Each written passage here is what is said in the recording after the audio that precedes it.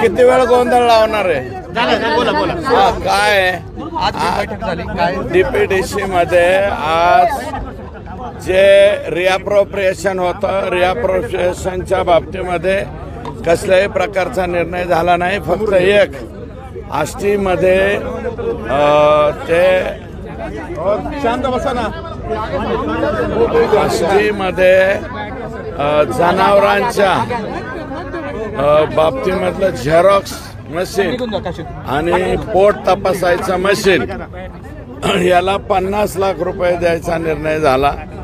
आणि बाकी जे काही कामांचे बोगस कामांचे बिलं उचलली होती त्या बाबतीमध्ये यार थांबा रे, जे बोगस पैसे वगैरे उचलण्यात आलेले होते त्या मुद्दा उपस्थित करायला लागल्याच्या नंतर अजितदादांनी सांगितलं लेखी पत्र द्या. मी त्याचे संपूर्ण लेखी पत्र तयार केलेले आहे. परंतु या जिल्ह्यामध्ये आत्ताच 73 कोटी रुपये बोगस उचलल्याचं मी रात्री जाहीर केलंय. परत ते सांगत नाही. मी आतापर्यंत त्याची म्हणजे लेखी तक्रार केली नव्हती. आता मात्र मी त्याची लेखी तक्रार करेन. अजितदादा राज्याचे मुख्यमंत्री, राज्याचे सार्वजनिक बांधकाम मंत्री, राज्याचे प्लॅनिंग म्हणजे प्लॅनिंगच दादाकडे आहे, त्याच्यामुळे त्यांच्याकडे. आणि याच्यावरती आता हे सोपं नाहीये ना. 73 कोटी रुपये स्वतंत्र चौकशी समिती नेमली जाईल आणि ती चौकशी समिती क्विक, त्यातले तर एक राज्याच्या समितीने ऑलरेडी सांगितलेलं आहे 5 कोटी डबल तुम्ही उचललेत म्हणून. नाही किरकोळ आहे बाचाबाची किरकोळ विषय एवढं तेवढं होत असतं. ते विषय मला वाटतं मीडियाच्या समोर येऊ नयेत. येतील एवढे मीडियावरती एवढे येतील एवढं झालेलं नाही काय.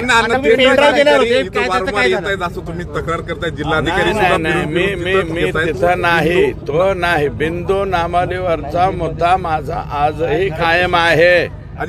या जिल्ह्यामध्ये त्यांच्या कानापर्यंत बी गेलाय. ते तुम्ही बोलले का? नाही आज नाही बोललो ना. तो मुद्दा आजही बोललेलो आहे. बिंदू नामावलीमध्ये जे अतिरिक्त लोक झालेले आहेत आणि जे लोक करुणा मुंडेंच्या गाडीमध्ये पिस्तूल ठेवतात, साड्या घालतात, काही एक पट्ट्या ते 15 JCB 100 टायरच्या तसल्या गाड्या. आणि बीडमध्ये काही पोलीस, सगळं परळीच्याच पोलिसाबद्दल काय, बीडमधले काही पोलीस त्यांच्या स्वतःच्या हायवा आणि इथं कलेक्टर ऑफिसला लावलेले हायवा काढून नेतात पोलीस. मग माझं म्हणणं आहे एक तर पोलिसांनी त्यांच्या नोकरीचा राजीनामा द्यावा आणि वाळूचे धंदे करावे.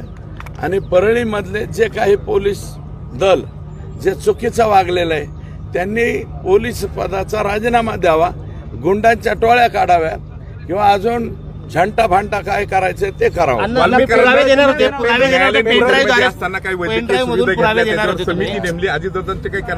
हे बघा, हे प्रत्येक विषय हे डीपीडीसीचे विषय नाही, तो डीपीसीचे जे डीपीसीचे विषय तेवढे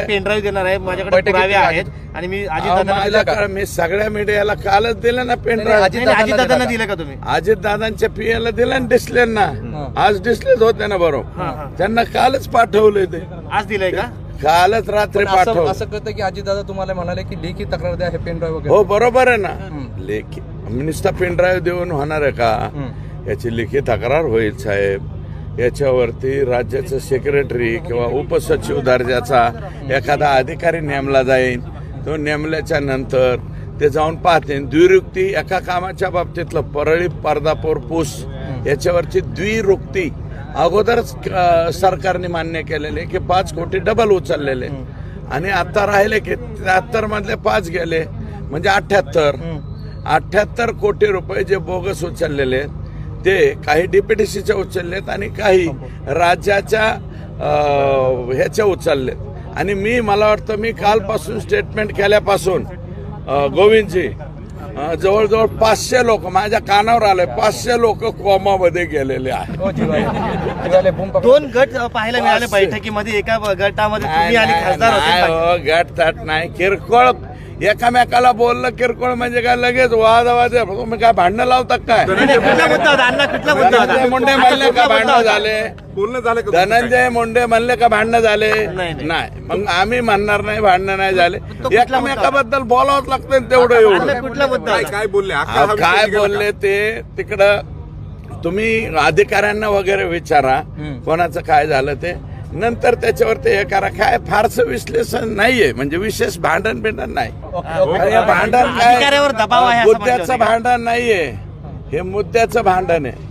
आणि आम्ही मुद्द्याचं भांडण व्यवस्थित आणि आम्ही संतोष देशमुखच्या खुनापासून अजिबात बाजूला हटणार नाहीत. संतोष देशमुख आमचा दह्या दुपारा मारलेला माणूस आहे, त्याच्या बाबतीत आम्ही नो कॉम्प्रोमाइज. आणि महादेव मुंडेच्या बाबतीत सुद्धा नो कॉम्प्रोमाइज. अजितदादाच्या महादेव कानावर मुंडेचे मारेकरी सुद्धा सापडले पाहिजेत.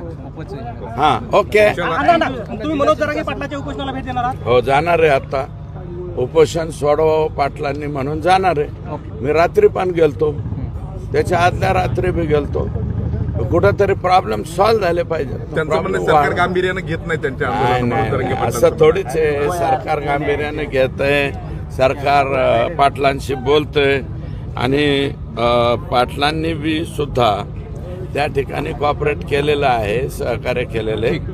आणि काय आम्ही एकच विनंती करतोय दादांना की या वेळेसचं जे उपोषण करण्यासारखी परिस्थिती त्यांच्या बॉडीची नाहीये. एवढी बार दादा ठीक आहे, आपण एक पाऊल मागे हटू, परंतु काही दिवसाच्या नंतर तीव्र आंदोलन जर त्यांनी केलं तर सर्व पक्षीय लोकांना तिथं हजर राहावं लागेल. आम्ही बी त्यांच्या बरोबर हजर राहू. पालकमंत्री झाल्यानंतर काय